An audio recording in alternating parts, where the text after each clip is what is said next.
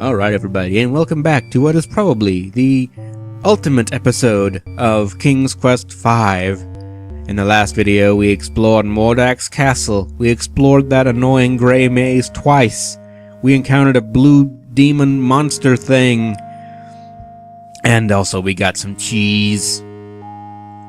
We're moving up in the world, people. We have fish and cheese in our pants at the same time. We must smell terrific. Let's get the hell on out of here. I've had it with this shit.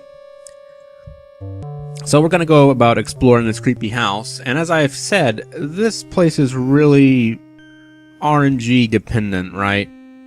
Like, things could just appear and kill us. Like, Mordack could appear right now and kill us. And there's nothing you did wrong to cause that to happen. Okay, I fucked this. I fucked this. Fuck this. That's exactly what I'm talking about. You don't know when this shit's gonna happen, and it just pops out and murders you. There is something I'm trying to do here. Okay, well, we're back in this lovely little place. That's nice. And there's a mouse. My only friend. What about this stone over here that Kasima pushed open for us? The stone can't be budged anymore. Well, that's unfortunate. What if I hammer it? Fucking goddammit. Okay, well, we might be fucked. I don't see any way out of here. I don't think Kasima's going to be able to get us out of here this time. This guy obviously didn't fare too well. Graham finds himself in a dirty, dingy cell. Okay, that's not anything about the skeleton. Well, Cedric, this would be a great time to come and help me. If you would like to. You're not required to, but I would appreciate it if you could help me. You know, be a good owl, a fine companion, and assist me from my bonds. After observing no discernible escape route from the small cell, Graham sinks to the floor in despair, knowing he will never see the light of day again. Too bad.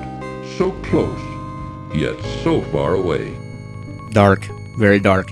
And that means that Cedric never helped us. Cedric just let us starve to death in that fucking dungeon because he's useless. Way to be a lookout, Cedric. Anyway, let's try this again without the death. Though I can't make any promises. So, I am sticking around in this lower area here because I'm trying to get the blue boy to attack us. I'll try to stay over in this corner, be a little bit smarter this time, because we need to see him again. I'll show you why in a second. Okay, he's back. And I joked earlier about peas being a weapon. And I wasn't really joking.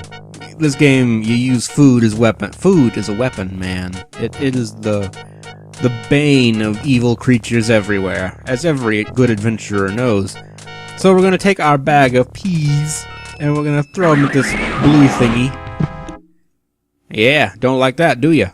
A large beast lies stunned on the floor. Let's loot him. Graham wants no part of this beast. Okay, well fine. Have it your way.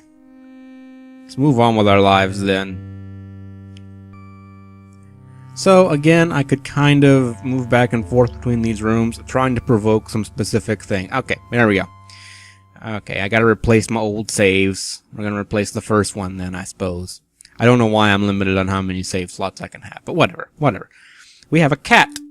The black cat eyes Graham suspiciously. Yeah, all cats are suspicious, man. You!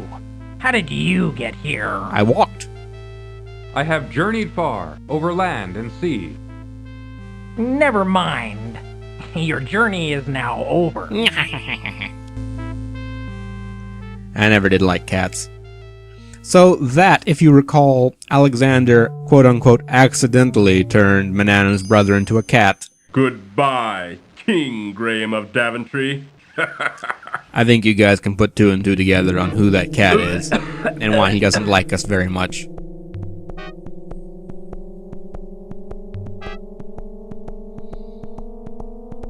Yep, slowly choking to death, and we're dead. Poor Graham. Yeah, Mordack's an a-hole. We got it. So, what can we do about this cat? Well, as we all know, cats love fish, I guess. So, how about a fish? Yeah, you might be a wizard turned into a cat, but you still like a good fish, I can tell. Now, we got this empty bag here since we threw the peas at that blue monster man. And all the peas have been eaten up off the floor, just pointing that out. So, we're gonna try to bag ourselves a cat. Yeah, how do you like that, eh? I guess you could say the cat's in the bag. Moving on with our lives. Moving on, so let's continue to explore Mordack's creepy castle now that we've disarmed both of his gods. A cat and a blue monster man thing. Let's go ahead and make another save here. We're gonna scroll down to the bottom of our yonder list. Cause like I said, you can still be killed at random in this place. This place looks creepy. Graham has found himself in a large room filled with many unusual contraptions and magical implements. His heart feels like bursting when he notices his beloved family imprisoned within a large glass bottle sitting upon a corner table. A blast bottle. Let's poke him. Looking at his frantically waving family inside their glass prison causes Graham's heart to break as he realizes his current inability to save them from their terrible predicament. That won't work. Crispin, I need your wand now more than ever. Graham gives the wand a good shake, but it only fizzles and dies. That's sad. Let's head up yonder stairs up here. Have ourselves a look-see around this guy's laboratory. Well, this has its own screen, so you know it's important. Graham has no idea what Mordack does with his strange contraption, but it couldn't be good. Inside the lower portion, a foul-smelling liquid bubbles, while two dangling spiked gizmos hang on a massive yoke above a couple of flat iron platters. Gizmos and doohickeys. This is technical talk, people. Technical. Mordack's other gadgets don't interest Graham. Can we mess with it? The bizarre machine looks very intimidating and confusing, which makes Graham reluctant to touch it. Conversely, though, it also intrigues him. I hope you guys don't expect any explanation of that machine at any point in the game. You just have to kind of guess it by poking it with stuff. King's Quest V! When Graham is moving incredibly slow and looks weird for some reason. I think this game's haunted. Looks like someone squashed Graham. Okay, he's better now. He's better. Alright, well, nothing we can do in there, so I guess we can explore around a little bit more. Another cool-looking room, by the way. And we now find ourselves in what looks like a bedroom. A large, grotesque bed occupies one corner of Mordack's bedroom. Why is it grotesque? Special thanks to Robin Bradley and the rest of the QA staff. That's an Easter egg, but not really hidden. The thought of lying on that horrible bed totally revolts Graham. So this was kind of a tricky little puzzle to figure out when we were in the pre-internet days. First of all, it took us a long time just to figure out that was a room right there that you could go into. But yeah, this is a room, a library. Many book-filled shelves line the walls of Mordack's extensive library. And that's cool, that's good. And there's a book over here that you need to examine while you're in here.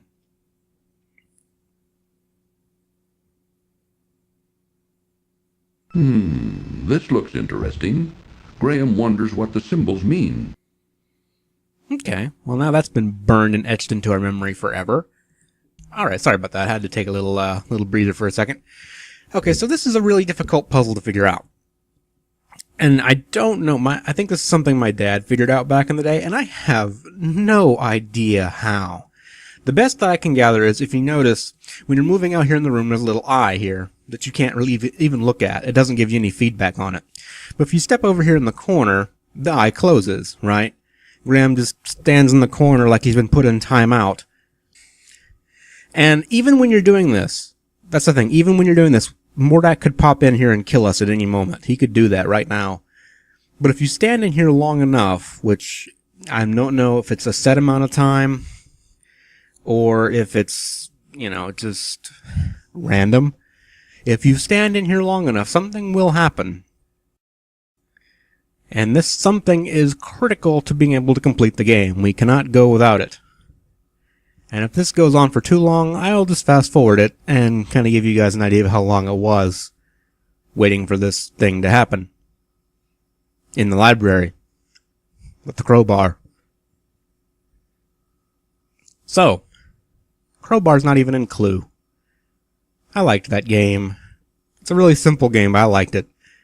There's also... There we go. Through the open doorway, Graham can see the wizard lying asleep in his bed. Alright. So Mordack has decided to take a nap, even though his cat has been put in a bag. And his blue monster is, well, not dead, but he's incapacitated.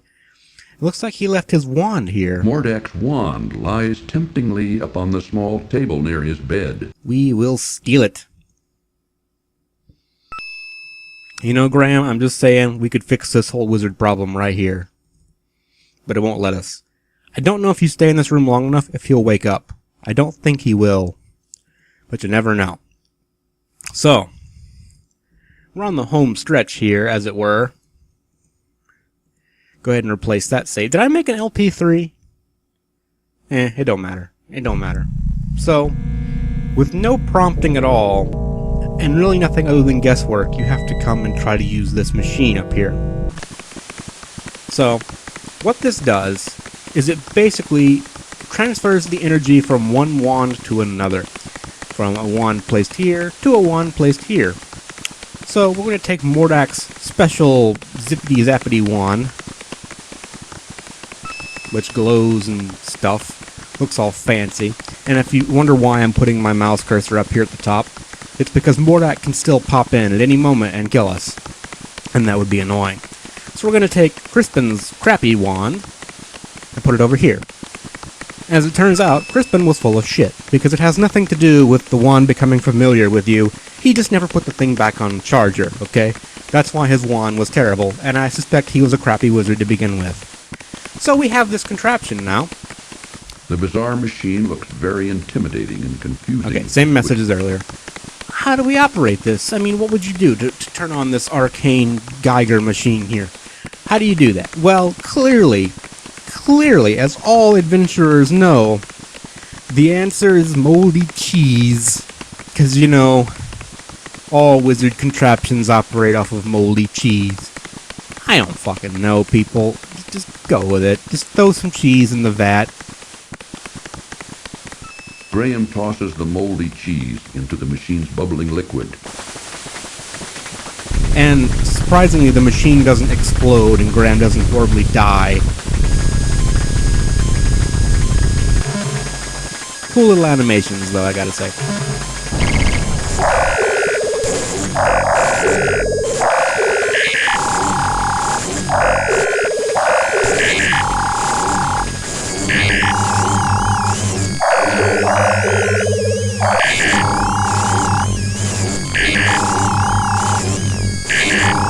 It's electrifying.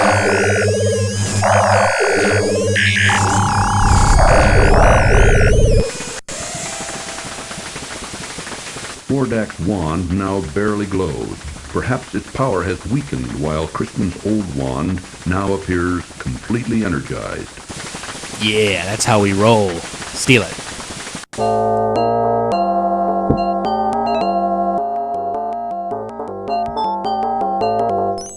What's going on here? Nothing. I'll take care of you, you swine. I'm clearly a cow.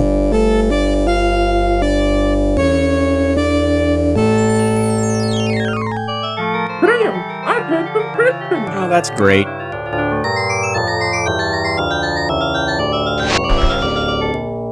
Well, bye, Cedric. What the? Don't make Mordack all bad. What have you done to my wand? You think you can outwit me, little man? I hope so. Ha! Let me show you a thing or two. And now he's turned into this giant flying mantis thing. And we, with our magical powers of saving the game, will do so. So first of all, I want to point out, there's a fucking open window here. We could have just come in this way and probably fell in the fire and died horribly. So, can we talk? No. That wasn't a very smart move, Graham. Well, thank you, narrator. So now we have Crispin's magical wand that's been energized and energized. Let's wave it around a little bit. So these are these symbols that we saw earlier, and if we did not look at that book, we would now be screwed. So, even seeing these, it's not clear what these do. Let's turn ourselves into, whatever this thing is. Rain cloud! And we die. That wasn't a very smart move, Graham.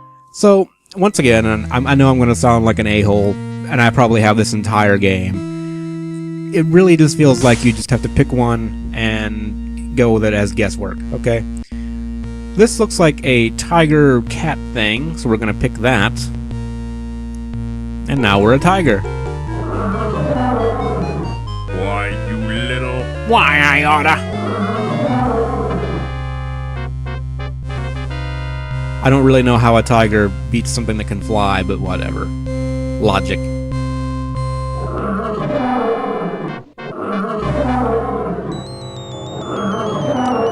Alright, I will turn into a rain cloud. This worked in the first game. That wasn't a very smart move, Graham. It didn't work this time. Actually, that worked in the third game. Yeah, funny enough, if you don't mind me going on a slight little aside here, in the third game, Alexander actually conjures up a rainstorm to kill a dragon, much like this one. It does not work in this game, though. Okay, enough fucking around. I'm sure you guys don't want to see all the deaths and little goofy ways you can die doing this. And if you do, there are videos for that. Not mine, but there are videos for it. So we're just going to do the correct answers this time around. Okay, so we turn into a tiger, we scare off the mantis flying dragon worm thing, and he turns into a ugly-ass blue dragon with purple things. So clearly, the correct way to deal with the dragon is to be a rabbit.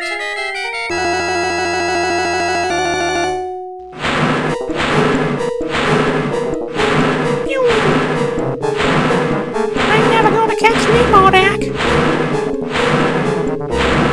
You think you're so smart, don't you? Well, I've got you now. I'm an amateur wizard, Mordack. You have experience, but I have natural talent.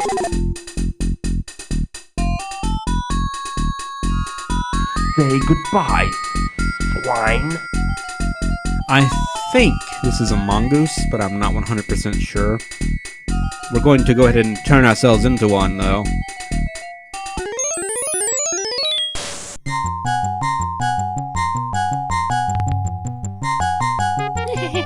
So, it's the way you want to play. And Mordack turns himself into literal fire. Fortunately, we can summon ourselves a rain cloud.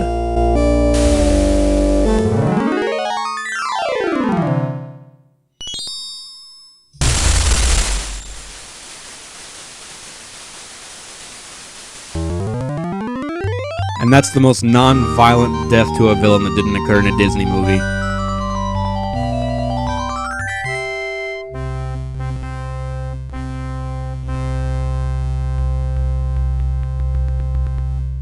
Warning. This cartoon contains material that may be necessary for So, information yes, you can or skip clues the to ending of the complete this game. We're not going to do that, and be quiet, Josh. We've had enough of you. Now why won't you work? Crispin, you suck. Cosima, I'm about to go into some impotent rage over here. Oh, Princess Cosima. Well, I did it. Mordack is dead. Dead? Are you sure? Maybe he's only trying to trick you. He's dead, all right. He turned himself into a fire, and I put him out with rainwater. I agree with He'll Cosima. never bother anyone else ever again. He But couldn't. now I have a bigger problem. I don't know what to do about my family or my castle. You mean a I don't smaller know how to problem? turn them back to normal.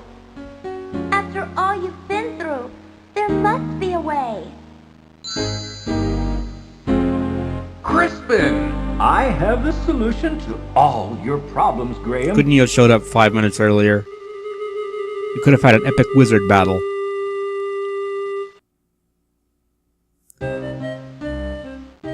While you and Cedric were gone, I did some asking around, and I found out that your son, Alexander, had the dubious distinction. You mean the hilarious made distinction? Of turning Mordack's brother, Mananan, into a cat some time back. Obviously, this deed angered Mordack, who could do nothing about it, since this particular spell could only be undone by the actual perpetrator, your son. It doesn't take a great genius to figure out that Mordack took your family and castle in revenge to try to persuade Alexander to restore Mananan back to his old self. Crispin recants the plot for us in case you weren't paying attention. Now I see that your castle and family were miniaturized and imprisoned inside a glass bottle. I did some research and found the spell for turning everything back to normal. Now watch.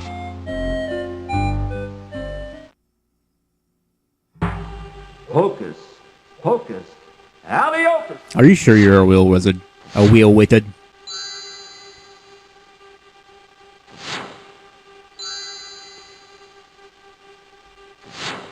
My family! Valanies, my children, my joy knows no limit. No one talks like that, Graham. Father, I'm so glad you're here.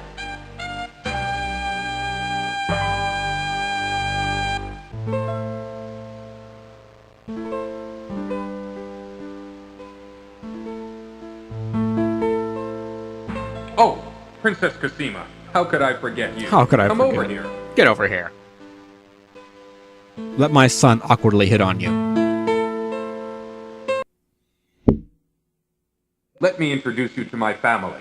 This is my wife, Queen Oh Valentine. my god, look at My Alexander. daughter, Princess Rosella, and my son, Prince Alexander, who started this whole mess. All of you, this is Princess Cosima from the land of the Green Isles.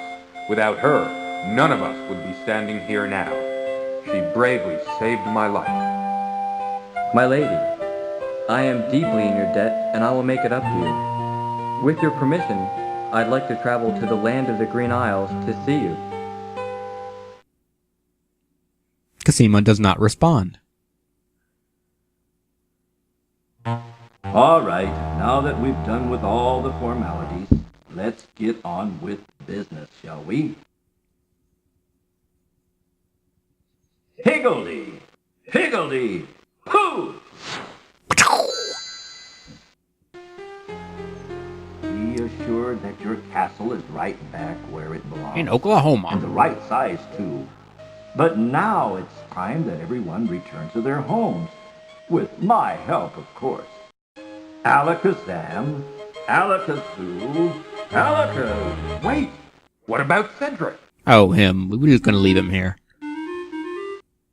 Where is Cedric? Over there. Mordack may have killed him. Is there anything you can do about it? No, I'll just find a new one. Let me think. Ah, yes. I think I know. Abracabara? Oh, for fuck's sake. No, abracadabra? Now what is that confounded word? Oh, yes! Abracadabra! I wanna reach out and grab ya. Oh, Crispin! Cedric, it sure is good to see you again. Oh, likewise, I'm sure. No, no, All not right, really. enough is enough. Let's get on with it. Yes, Okay, indeed. Cosima, let's send you home first. Wasn't that the land of the Green Isles? Yes, that's right. I can't wait to see my parents again. Ah, that's fucked up. Goodbye, Alexander. Perhaps we'll meet again. You can be sure of that, my lady. I'm gonna stalk you for the next 5 years. Before you send us all home, Crispin, I just want to thank you for all your help. And you too, Cedric. I wouldn't be standing here with my family without you two. They literally did I'm nothing this entire deeply game. grateful. All in a day's work, my boy. All in a day's work, right, Cedric? Right, Crispin. Okay, back home you go. Alakazam. Alakazoo. Alakazee. I don't even think it's possible for Cedric to do anything remotely helpful in this entire game. He doesn't even offer good advice.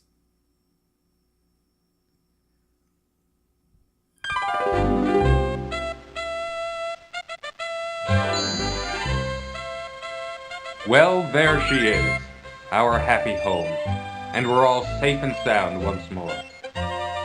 Let's go home, shall we? Yes, let's. And they walk off into the sunset. And if you watch this, they never actually make it all the way to the castle. They're just gone. Apparently this is a lot further away. So we do not have the maximum score because we gave the golden needle to the fortune teller and we gave the tailor a gold coin. But other than that, we would have gotten 100%, and it's really easy to get max score in this game. In fact, you pretty much have to win. So that is King's Quest V. Despite all my joking about it and basically shitting all over it, I do like this game. It's something that's part of my childhood and something that I really loved growing up. And as much as I like to crap on it, there are a few reasons why this game is kind of awkward in a lot of ways. As far as I know, this was actually the first adventure game to ever use what is now the iconic point-and-click interface. Before then, games used text parsers. You had to type in what you wanted to do. And for the Sierra design team, this was an entirely new way to build a game. And so a lot of the puzzles just feel like things you have to brute force your way through, and that's largely growing pains of a new engine and a new system of gameplay.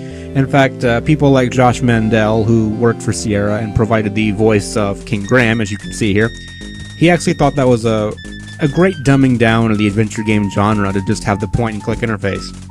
And it was, for people who were used to designing puzzles for text parsers, a lot more challenging to make interesting puzzles. So you have a lot of puzzles that just use quote-unquote moon logic in this game because they didn't really know how to design puzzles for it yet. Future Sierra games, such as King's Quest VI, which is my personal favorite of the King's Quest series, definitely improved the quality of the puzzles and the quality of the story. But this game did a lot of firsts. I don't know if it was the first game to be fully voiced, but it was one of the first games to be fully voiced. And a joke that I commonly hear made about this game is, what, did they just get a bunch of people around the Sierra studios to do the voice work? Well, actually, yes, they did. These guys are mostly Sierra employees doing the voices of the characters. They're not professional voice actors, and they're not really someone you would expect great quality voice acting from. So yeah, that's how you get some of the silliness in this game. It was cheaper that way, and they didn't really have confidence that people would purchase the games with the full voiceovers. Keep in mind, CDs were new at the time. That was cutting edge tech right there, having your game on a CD with full voice acting. And in future Sierra games, they did of course hire professional voice actors for like King's Quest VI and Quest for Glory 4 and so on. So it got better. But yeah, it's a good game. I like it. It's a little silly, and you can see the growing pains in the change from the text parser engine to the point-and-click interface. But it is still a fun game. It has good art, good music.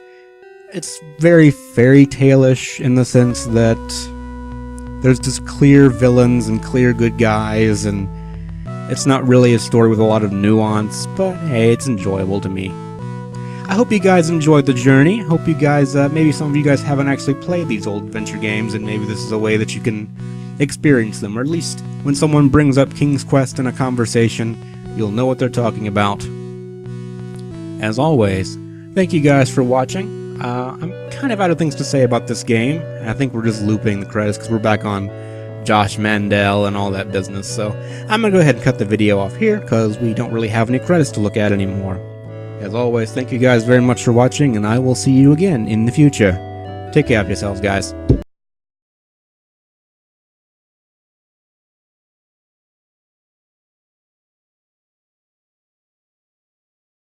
A few hours later...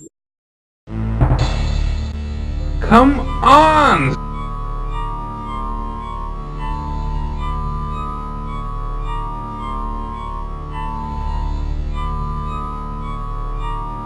Is there anything you can do about it?